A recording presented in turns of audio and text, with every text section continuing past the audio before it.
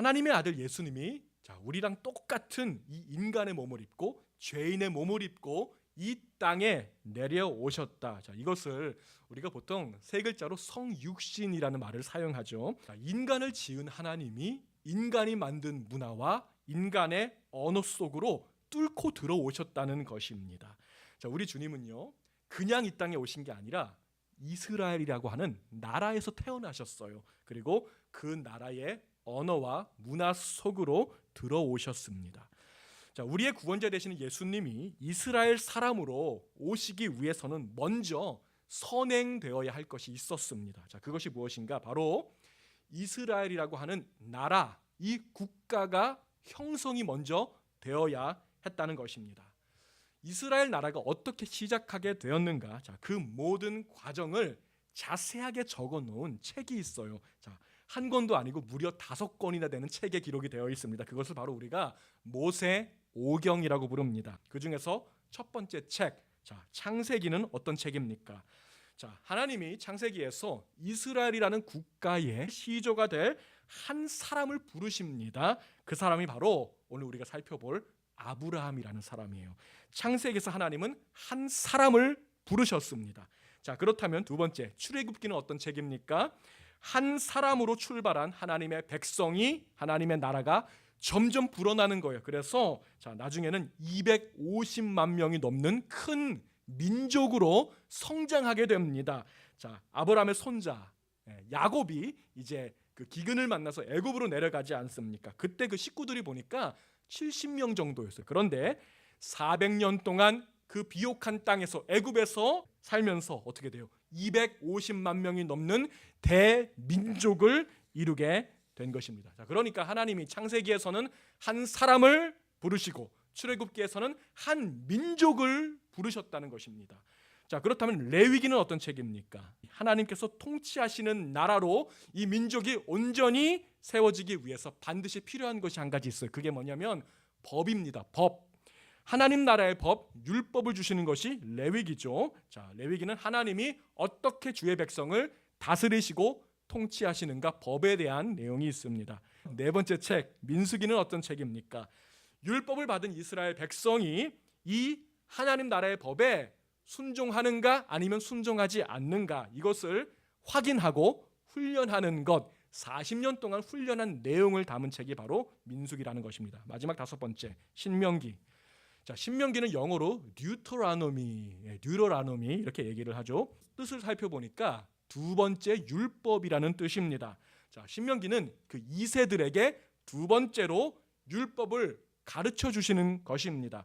신명기를 통해서 이제 주의 백성들이 하나님 말씀으로 강하게 무장한 다음에 드디어 그 약속의 땅 가나안 땅으로 들어가게 됩니다. 이스라엘 국가가 거기에서 형성된다는 것입니다. 이게 바로 모세오경이에요. 그리고 이 모든 이야기의 시작이 바로 아브라함이 되는 것입니다. 하나님은 아브라함 한 사람을 부르셨어요. 그래서 내가 너를 통해 큰 민족을 이루게 하겠다. 저 밤하늘에 빛나는 별과 같이 너에게 수많은 자손을 주겠다라고 약속을 하셨습니다. 여러분, 이 약속이 성취됐어요? 안 됐어요? 성취가 되었습니다. 오늘 이 자리에도 증거가 있습니다. 저와 여러분이 바로 아브라함의 자손인 것입니다. 오늘 본문 말씀 6절과 7절 말씀 보시면 아브라함이 하나님을 믿음에 그것을 그에게 의로 정하셨다 함과 같으니라. 그런즉 믿음으로 말미암은 자들은 아브라함의 자손인 줄 알지어다. 아멘. 여러분은 믿음으로 구원 받으셨습니까? 여러분이 믿음으로 구원 받았다면 믿음으로 말미암아 구원받은 자들, 여러분들이야말로 바로 아브라함의 자손임을 믿으시기 바랍니다. 그래서 우리는 아브라함을 부를 때 뭐라고 부르냐면요, 믿음의 조상이라고 부르는 거예요. 믿음으로 말미암은 자들의 조상이라는 거예요. 그러니까 아브라함이 믿음이 좋아서 믿음의 조상이 아니고 믿음으로 말미암은 자들의 샘플이다, 레퍼런스다, 표본이다, 이 의미에서 믿음의 조상이라고 한 것입니다. 여기서 참 중요한 질문을 한 가지 드리기 원하는데요. 하나님께서 왜 그 수많은 사람들 중에서 왜 하필이면은 아브라함을 선택했을까? 사실 아브라함과 동시대에 아주 괜찮은 사람들이 많았어요. 욥이라든가 의인들이 많았습니다. 근데 왜 하필 아브라함이었을까? 오늘은 제가 좀 설교 스타일을 좀 바꿔서 결론부터 확실히 말씀드리고 나가도록 하겠습니다. 하나님이 아브라함을 선택해서 믿음의 조상으로 삼으신 결정적인 이유가 있습니다. 자, 그것은 여러분 저를 한번 따라해 보세요. 이방인의 구원을 위해서 아브라함을 선택하셨다는 것입니다. 자, 이방인의 구원, 이게 왜 중요하냐면요, 제가 이방인이거든요. 여러분도 이방인이거든요. 저와 여러분과 같은 사람들의 구원을 위해서 하나님은 아브라함을 택하셨다는 것입니다. 오늘 본문 말씀 8절 말씀을 저희가 같이 읽습니다. 한 목소리로 다 같이 시작. 또 하나님이 이방을 믿음으로 말미암아 의로 정하실 것을 성경이 미리 알고 먼저 아브라함에게 복음을 전하되 모든 이방인이 너로 말미암아 복을 받으리라 하였느니라. 자, 우리는 아브라함의 구원을 보면서 그렇구나, 하나님이 아브라함을 구원하셨다면 나도 구원받을 수 있겠구나, 이것을 우리가 확실히 알게 되더라는 것입니다. 자, 이방인을 향한 하나님의 놀라운 계획과 하나님의 설계하심이 있어요. 그 속에서 아브라함이 택하심을 받게 된 거예요. 자, 여러분, 아브라함은 이방인입니다. 자, 아브라함은 이방인이에요. 본래 하나님 믿는 사람이 아니었다는 것입니다. 여러분, 아브라함의 고향이 어디인가? 우리 이제 다음 주에 이제 성경 퀴즈도 할 때 이런 거 잘 나올 수 있어요. 아브라함의 고향 어디예요? 갈대아 우르, 갈대아 땅의 우르라는 곳인데, 여러분 갈대아 우르가 어디냐면요, 세계 4대 문명, 여러분 기억나십니까? 나일강이 있는 이집트 문명이 있어요. 중국의 황하 문명, 또 인도의 인더스 문명, 그리고 갈대아 우르에 있는 문명을 뭐라고 해요? 메소포타미아 문명이라고 우리가 부릅니다. 자, 아브라함은 메소포타미아 문명의 중심지 갈대아 우르에서 태어났습니다. 우리가 사용하는 수세식 화장실 있잖아요. 이 수세식 화장실이 아브라함 때 발명이 된 거거든요. 완벽한 상수도 하수도 이 구조가 다 그때 다 있었어요. 4,000년 전에. 자, 그래서 아브라함은 엄청난 문명의 혜택을 누리던 자였다는 것입니다. 자, 이 메소포타미아 문명을 우리가 다른 말로 하면 수메르 문명이라고도 하고 또 바벨론 문명이라고도 합니다. 같은 것입니다. 바벨탑이 세워졌던 바로 그 땅이에요. 바로 그 지역이라는 것입니다. 자, 바벨론, 여러분 그 땅에 뭐가 가득했는지 아십니까? 우상이 가득했어요. 태양신도 섬기고 달의 여신도 섬기고 우상이 가득한 땅입니다. 이 달의 신을 섬기는 신전이 있습니다. 아주 유명해서 우리 한국에 제가 중학교 다닐 때 중학교 교과서에도 이 신전이 나왔습니다. 자, 화면을 보시면요, 자, 여러분들 기억이 나시는지 모르겠어요. 지구라트라고 하는 신전입니다. 지구라트. 달의 여신, 닌나, 닌갈 이런 여신들을 섬기던 갈대아 우르에 있는 신전을 지구라트라고 우리가 부릅니다. 자, 아브라함이 살던 기원전 2000년 전에 갈대아 우르에 세워졌어요. 여러분, 아브라함은요, 이방인이면서 우상 숭배자였습니다. 아브라함은 태양신, 달의 신 이런 신들을 섬기던 우상 숭배자였다는 거예요. 여호수아 24장 2절 말씀 봅니다. 여호수아가 모든 백성에게 이르되 이스라엘의 하나님 여호와께서 이같이 말씀하시기를 옛적에 너희의 조상들 곧 아브라함의 아버지 나홀의 아버지 데라가 강 저쪽에 거주하여 다른 신들을 섬겼으나, 자, 아브라함은 다른 신들을 섬겼습니다. 자, 유대인의 역사학자 요세푸스가 쓴 글에 보면요, 자, 이 아브라함 당시 갈대아 우르의 우상이 얼마나 많냐면 3,600가지 우상이 있었다고 기록을 하고 있습니다. 당시 이 지구라트라고 하는 이 신전 앞에는요, 여러 가지 상점과 가게들이 막 늘어서 있었어요. 어떤 가게였을까요? 뭘 파는 가게였을까요? 각종 우상들을 파는 우상 가게가 막 질비하게 서 있었습니다. 유대인의 전승에 따르면 아브라함은 우상을 만들어서 우상을 팔던 우상 장수였다, 우상 가게 주인이었다, 이런 기록도 남아 있습니다. 자, 3,600가지 우상이에요. 이 우상을 만들어서 파는데, 자, 우상을 종류별로 만들고 또 크기별로 만들었어요. 자, 사람 크기만큼 이렇게 큰 우상도 팔고 팔뚝만한 우상도 있고, 그 다음에 이제 손에 쏙 들어오는 아주 휴대용 우상도 만들어서 팔았습니다. 자, 이 휴대용 우상을 뭐라고 불렀냐면은 드라빔이라고 불렀어요. 드라빔. 아주 작고 주머니에 쏙 들어가는 우상인데 화면을 좀 보시기 바랍니다. 자, 이게 이제 드라빔이에요. 주머니에 쏙 들어오는데 성경에 드라빔이라는 단어가 좀 나옵니다. 라헬이라는 여인도 드라빔을 품에 품고 갔던 그런 것을 우리가 볼 수가 있죠. 드라빔은 여인들이 보통 부적처럼 그 당시에 이제 품에 품고 다니던 그런 우상이 되는 것이죠. 자, 아브라함은요, 이방인 중에서도 우상 숭배자요, 우상 장수였다는 거예요. 아브라함은 하나님과는 아무 상관없이 살던 사람입니다.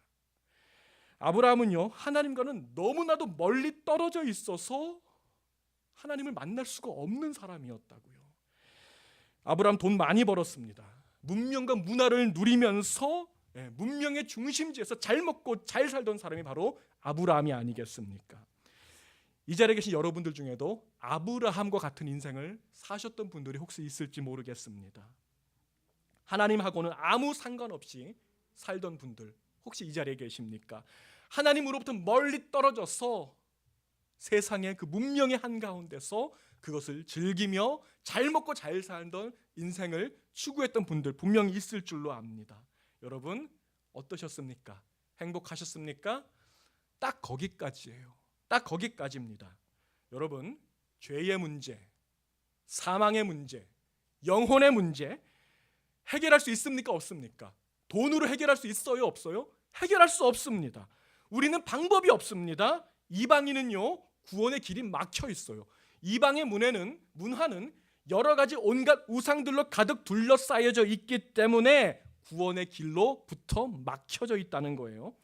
자, 우리가 아브라함을 생각해 볼 때 아브라함은 이방인 중에 이방인입니다. 죄인 중에 죄인입니다. 우상 숭배자 중에 우상 숭배자입니다. 평생 하나님 모르고 살았어요. 자, 그의 인생 보니까 그냥 여기에도 우상, 저기에도 우상, 뭐 집에도 우상이고 가게에도 우상이고 온갖 우상들에 둘러싸여져 있습니다. 이런 아브라함이 구원받을 수 있을까요? 없을까요? 이런 아브라함도 하나님 만날 수 있겠습니까? 성경은 오늘 우리에게 명확하게 증거하고 있습니다. 아브라함도 구원받을 수 있습니다. 우상 숭배자도 구원받을 수 있습니다. 바벨론 땅 한가운데서 문명과 문화를 누리고 살던 아브라함도 하나님 앞에 꼬꾸라져서 그 십자가 은혜의 가운데로 들어갈 수 있다는 것을 여러분 믿으시기 바랍니다. 하나님을 만날 수 있어요. 어떻게? 자, 정상적인 방법으로는 불가능합니다. 왜냐? 아브라함은 하나님께로 가는 길을 몰라요. 온갖 우상으로 그 길이 다 덮여져 있어요. 정상적인 방법으로는 불가능합니다. 그래서 하나님은 길을 만들기로 정하신 거예요. 하나님께서 선택하신 방법이 바로 성육신이라는 방법이었습니다. 온 우주의 역사에서 가장 놀랍고 신비롭고 가장 말도 안 되는 기적, 그것이 무엇입니까? 창조주 하나님이, 전능자 주권자 되시는 하나님이 여러분과 똑같은 이 더러운 죄인의 몸을 입고 이 땅에 내려오신 이 성육신의 사건, 이것이 바로 인류 역사에서 가장 놀라운 기적인 것입니다. 하나님은 성육신을 통해서 여러분을 만나야겠다, 내가 찾아가야겠다 결정을 하셨다는 거예요. 자, 하나님이 선택하신 이 방법을 제가 영어로 좀 표현하자면 참 재밌는 표현이 있어요. breakthrough. 여러분, breakthrough가 무엇입니까? 우리가 뭔가 이제 송곳 같은 걸로 뚫어버리는 거예요. 하나님은 도저히 안 되겠다, 이 우상으로 가득 뒤덮여 있는 아브라함의 삶을 내가 뚫어버리겠다, 뚫고 들어가야겠다. 그래서 내가 거기서 아브라함을 건져내리라. 이것이 바로 하나님이 선택하신 방법, 브레이크스루였다는 것입니다. 전능하신 하나님이요, 인간의 문명 속으로 들어오신 거예요. 인간의 문화와 언어 속으로 들어오신 거예요. 그 우상과 그 부적들을 다 제하여 버리시고 들어오셔서 그 가운데서 아브라함을 꺼내주신 것, 이것이 바로 성육신이었다는 것입니다. 아브라함은 이방인입니다. 죄인입니다. 우상 숭배자입니다. 스스로 절대로 하나님 찾아갈 수 없습니다. 하나님이 주도권적으로 브레이크스루 하셔서 뚫고 들어가시면 반드시 만나게 됨을 믿으시기 바랍니다. 자, 하나님이 여러분 삶에 들어오셨어요. 브레이크스루 하셨다는 것입니다. 여러분, 우리 예수님을 생각해 볼까요? 예수님은 온몸으로 그 우상과 그 부적을 뚫고 들어오셨습니다. 예수님은 온몸으로 부딪히셨습니다. 그 장벽을 뚫어버리기 위해서 예수님 많은 것을 감당하셨습니다. 자, 이 동일한 법칙이 오늘 여전히 이방인이요, 여전한 죄인이요, 여전히 우상 숭배 가운데 있는 바로 저와 여러분에게 동일하게 적용됨을 믿으시기 바랍니다. 하나님의 방법, 브레이크스루, 성육신 통해서 오늘도 저에게, 여러분에게 주님 찾아오십니다. 만나주십니다. 주님을 만나는 자들마다 구원의 복을 누리게 될 것입니다. 자, 누가복음 19장에 보시면요, 한 사람이 나와요. 삭개오라고 하는 한 사람인데, 이 사람은요, 수단과 방법을 가리지 않고 돈을 벌었던 사람입니다. 수단과 방법을 가리지 않고, 이 사람의 직업이 나오죠. 세리라고 했습니다. 세리, 세금 징수원이에요. 자, 그 당시 세리는 어떤 자들이었습니까? 사람들이 세리를 참 미워했더라고요. 막 배척했더라고요. 왜 그랬어요? 자, 그 이유를 보니까 세리들은 돈 벌기 위해서 어떻게 했냐면 부당한 세금을 자기들 마음대로 막 걷어들였다는 거예요. 지금 이제 텍스 보고하는 처리되니까 이게 뭔가 맞는 것 같은데, 자, 세리들은 사람들로부터 부당한 세금을 자기들 마음대로 걷어들였습니다. 14살부터 65세까지 모든 남자들, 그리고 12살부터 65세까지 여자들은 1년에 한 번씩, 자, 내가 살아있다라고 하는 이유만으로 세금을 냈어요. 인두세라는 세금을 냈습니다. 곡식들, 뭐 쌀이나 벼, 밀 이런 곡식은 10%의 세금이 붙었습니다. 포도주, 기름 이런 거에는 20% 세금이 붙었어요.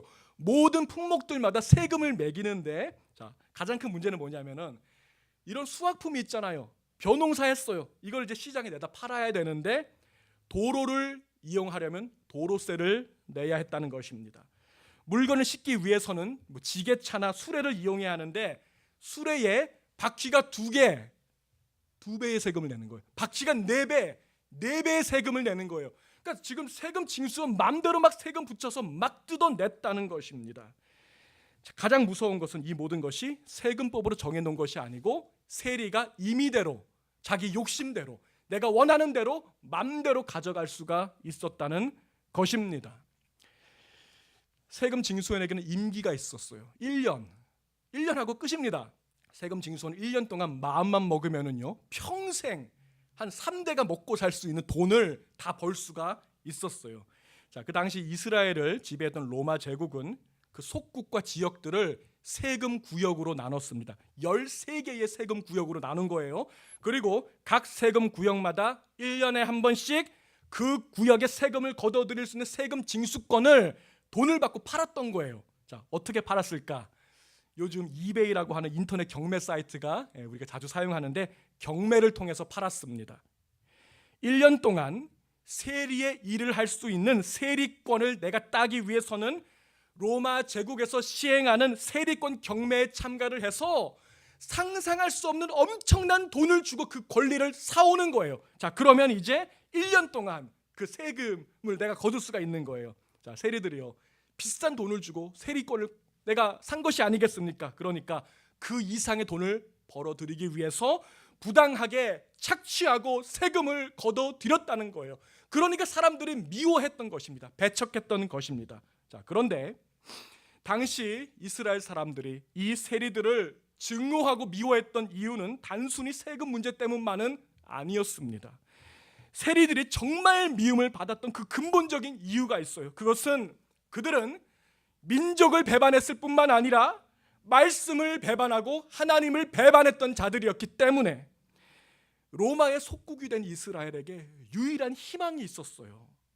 나라를 빼앗기고 미래의 소망이 없는 이 사람들에게 다시 이 나라와 영광을 회복하게 할 유일한 희망, 여러분 그게 누구인지 아십니까?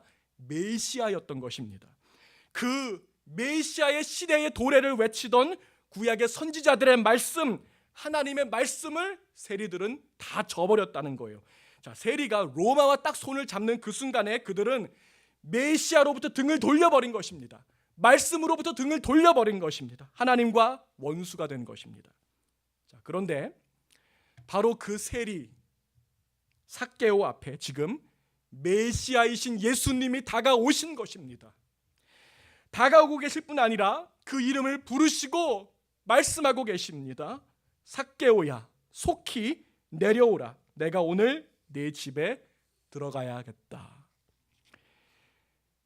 소망 없는 삭개오에게 우리 주님이 찾아가셨습니다. 주님은 이미 그의 이름을 알고 계셨습니다. 그 마음의 공허함도 알고 계셨습니다. 그리고 그를 부르셔서 그에게 들어가겠다고 말씀하신 것입니다. 자, 이때 삭개오가 주님 앞에 회개하고 구원받은 주의 백성 되는데, 이 모습을 보면서 우리 주님이 뭐라고 말씀하시는지 잘 보세요. 자, 9절과 10절 말씀 봅니다. 예수께서 이르시되 오늘 구원이 이 집에 이르렀으니 이 사람도 아브라함의 자손이미로다.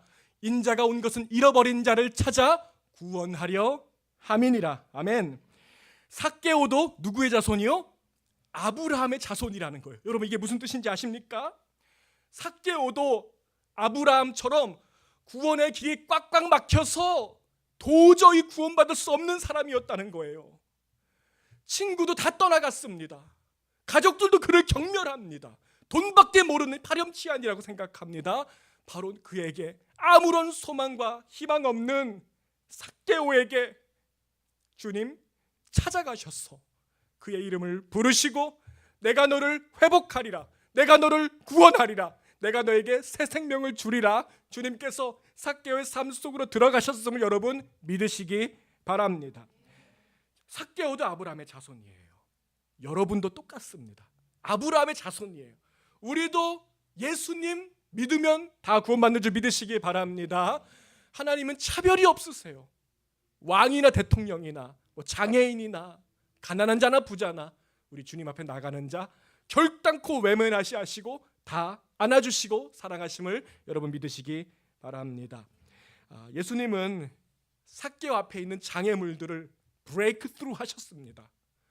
사람들이 다 경멸하는 그 사람을 찾아가셔서 그를 만나주시고 안아주셨습니다. 사랑하는 성도 여러분, 여러분은 예수님을 만나셨습니까?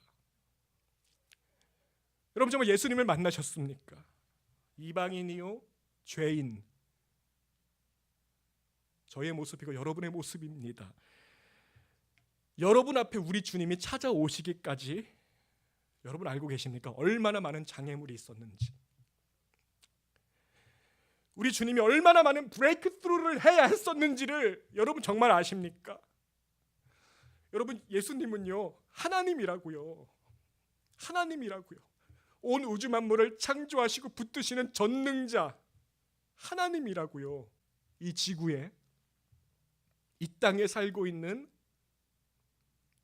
여러분을 만나기 위해서 여러분과 똑같은 옷을 입고 여러분과 똑같은 몸을 입고 똑같이 시험 받으시며 주님께서는 갓난아기의 모습으로 이 땅에 태어나셨습니다. 여러분, 우리 주님은 태어나셔서요 숟가락 잡는 것을 배우셨다고요. 젓가락질을 배우셨다고요. 언어를 배우셔서 말을 배우셨다는 것입니다. 여러분을 만나기 위해서, 여러분에게 복음을 전하기 위해서, 삭개오야 여러분의 이름을 부르기 위해서 예수님은 언어를 배우셨다고요.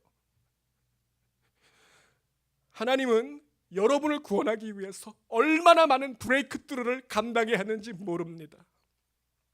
그 결과로 제가 구원받고 여러분이 오늘 구원받아 이렇게 주님의 이름을 부르고 계심을 믿으시기 바랍니다. 여러분을 향한 하나님의 사랑과 열정을요 채찍이 막을 수 없었더라고요. 가시 면류관도 막을 수가 없더라고요. 십자가도 막을 수 없었습니다.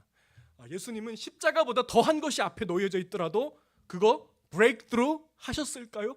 분명히 하셨을 것입니다. 여러분을 우리 예수님 구원하기 위해서 그 모든 것을 감당하셨습니다.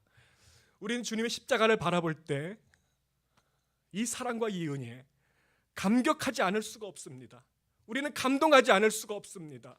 그 십자가가 누구를 위한 십자가인가? 나를 위한 십자가. 내 죄 때문에, 내 모든 허물 때문에, 나 때문에 죽으신 예수님 생각할 때 우리는 감사 찬송하지 않을 수 없는 줄 믿습니다. 예수님 다 뚫어버리십니다. 다 돌파하십니다. 그 몸이 찢기심으로 그 모든 장벽도 찢으셨음을 믿으시기 바랍니다. 오늘도 우리는 십자가를 바라보면서 우리는 새롭게 함을 받습니다. 저는 십자가 바라볼 때 제 안에 기쁨이 솟구칩니다. 여러분, 오늘도 우리가 하나님을 즐길 수 있는 결정적인 방법이 있어요. 십자가 바라보시기 바랍니다. 여러분 안에 전에 없던 기쁨이 솟구치게 할 것입니다. 여러분은 혹시 한 영혼을 구원하기 위해서, 한 영혼을 주님 앞에 인도하기 위해서 그 전도하는 노력을 해보신 적이 있으십니까? 저는 제가 중학교 3학년 때 한 친구를 전도하기 위해서 버스 정류장에서 여러 번 기다린 적이 있습니다. 이 버스 정류장에서 만나기로 했는데 이 친구가 안 나타난 거예요. 그때는 이제 핸드폰도 없고 삐삐도 없고 아주 옛날이기 때문에 연락할 방법이 없습니다. 그 전날에 이제 이렇게 집 전화 해가지고 만나기로 한 건데 나오지 않았어요. 나중에 이제 물어보니까 좀 바쁜 일이 있었다. 중학교 3학년짜리가 뭐가 그리 바쁜지. 그 다음 주에도 만나기로 했는데 나오지 않았습니다. 제 마음에 큰 상심이 되었어요. 이렇게까지 내가 해야 되나? 저 2시간을 기다렸거든요. 이렇게까지 기다려야 되나? 상심한 마음 가지고 기도하는데 하나님께서 잔잔하게 제 마음 가운데 깨달음 주시더라고요. 내 아들아, 기다리는 거 힘들지. 나도 안다. 나도 육신의 몸을 입고 너랑 똑같이 시험 받았으며 너랑 똑같이 배신당했고 나도 기다렸단다. 내가 너를 구원하기 위해서 얼마나 기다렸는지 아니? 내가 너를 구원하기 위해서 얼마나 많은 시간을 혼자 우려했는지 너는 알고 있니? 제가 회개하고 그 다음 주에 한 번 더 나갔어요. 그 친구가 온 거예요. 손 붙잡고 교회로 인도했습니다. 여러분 가운데 정말 한 영혼을 주님 앞에 인도해 보신 경험이 있으시다면 여러분 알 거예요. 한 영혼을 살리기까지 얼마나 많은 눈물을 쏟아야 하는지, 얼마나 많은 가시와 상처를 우리가 감내해야 하는지 여러분은 알 것입니다. 예수님은 여러분 만나기 위해서 브레이크트루 하셨습니다. 여러분, 이것이 바로 오늘 저와 여러분에게 주시는 하나님의 사랑의 메시지인 줄 믿으시기 바랍니다. 아브라함처럼 우리도 구원받을 수 있어요. 그리고 저 길거리에서 지금도 아무런 소망 없이 걸어다니고 있는 주님 모르는 사람도 구원받을 수 있습니다. 오늘 저 베트남 타운 가보니까 그렇게 불상들이 많이 서 있는데 우상 숭배자들도 구원받을 수 있습니다. 우리 하나님은 브레이크트루 하셔서 그들에게 들어가기 원하십니다. 오늘 저와 여러분에게 바로 이 마음, 성육신하신 주님의 마음, 브레이크트루 하시는 그 주님의 심정 우리가 갖는다면 여러분, 우리를 통해서 이 가든 그로브 땅이 변화될 것입니다.